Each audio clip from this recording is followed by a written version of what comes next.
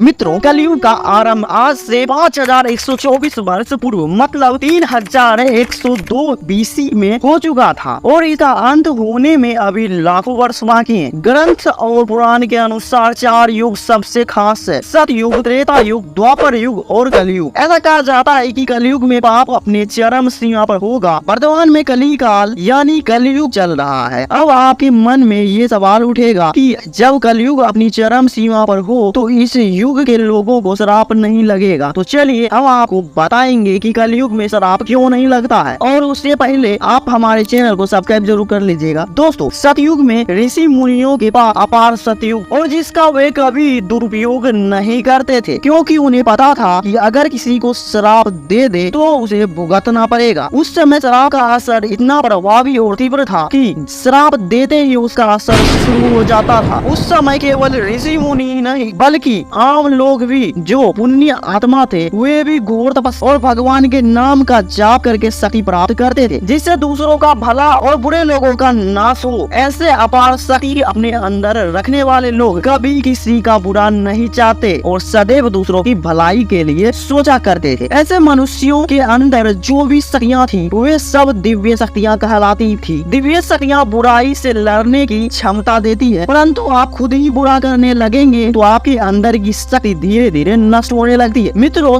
त्रेता द्वापर युग में ना तो पाप होता था और ना ही कोई इसके लिए कानून बनाया गया था, पर पाप होता भी था तो उसे नाश करने के लिए भगवान स्वयं इस धरती पर अवतार लेकर उसे नष्ट कर देते थे। उदाहरण के लिए जिस तरह सतयुग में भगवान विष्णु ने नरसिंह अवतार लेकर हिरण्याकश्यप का वध किया था, उसी तरह आपने सुना होगा कि त्रेता युग में भगवान विष्णु ने स्वयं श्री राम जी का अवतार लिया था, जिसके कारण धरती पर आतंक मचा रहे रावण का नाश उन्होंने खुद किया था। वही भगवान श्री कृष्ण ने द्वापर युग में भागवत गीता में पांडुपुत्र अर्जुन से कहा, 3 युगों में तो इंसानों ने पाप नहीं किया परंतु कलयुग में पाप करने वाले होंगे। अब इसे छुटकारा पाने के लिए एक ही उपाय है, श्री हरि का नाम लो। इस युग में सबसे ज्यादा पाप होने की वजह से पुण्य आत्मा बहुत कम रहेंगी और पापी आत्मा इस धरती पर सबसे अधिक होगी, जिसके कारण किसी को भी श्राप का प्रभाव जल्दी पड़ने वाला नहीं होगा। कलयुग में यदि कोई मनुष्य किसी को श्राप देता है तो उसका प्रभाव पड़ेगा, मगर उसका असर धीरे धीरे होगा, क्योंकि जिस व्यक्ति ने श्राप दिया है उसने भी तो कभी ना कभी पाप किया ही होगा, जिसके कारण उसके श्राप का असर धीरे धीरे होगा। आपको बता दें कि कलयुग में एक पुण्य आत्मा का मिलना बहुत कठिन है। यदि आपने कोई भी पाप कभी भी नहीं किया होगा और आपने किसी को श्राप दे दिया हो तो भले ही अभी वह श्राप ना लगे किंतु उसका असर जरूर होगा। भले ही धीरे धीरे होगा पर असर जरूर होगा। इसके लिए आपको सही समय का इंतजार करना होगा और तब आप खुद समझ जाएंगे कि भगवान अभी भी है और हमारे साथ हरदम है, पहले भी थे और आने वाले समय में भी रहेंगे। हमें केवल उस परमात्मा पर भरोसा रखना चाहिए। जो व्यक्ति ईश्वर के प्रति भरोसा रखते हैं उन व्यक्तियों पर ईश्वर हमेशा नजर बनाए रहते हैं। जिस तरह मनुष्य का आशीर्वाद एक व्यक्ति के लिए शुभ योग बनाता है, ठीक है उसके विपरीत यदि कोई व्यक्ति किसी को श्राप देता है तो उसके लिए अशुभ योग बनता है, जहां उसे पाप का भागीदार बनना पड़ता है और अधर्म की जीत कभी नहीं हुई, चाहे भूतकाल हो, वर्तमान या भविष्य काल हो। यदि आप अधर्म का साथ दे रहे हैं तो आप पाप के भागीदार बन जाते हैं, किंतु आप धर्म के मार्ग पर डटे रहेंगे तो आप अधर्म को श्राप देकर दंडित अवश्य कर सकते हैं। सबसे बड़ी भूल तो